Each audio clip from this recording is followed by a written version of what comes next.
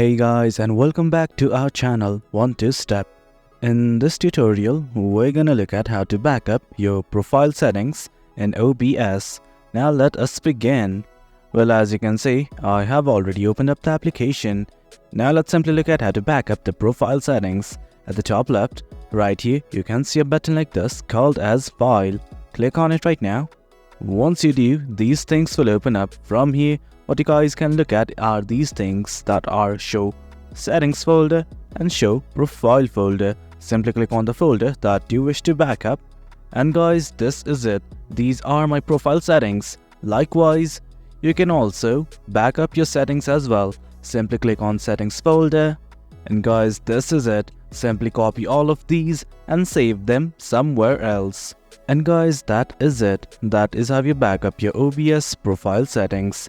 Hope you guys found this video informative, and for more content like this, do remember to hit like, share and subscribe. Your support fuels us. Until next time, thank you.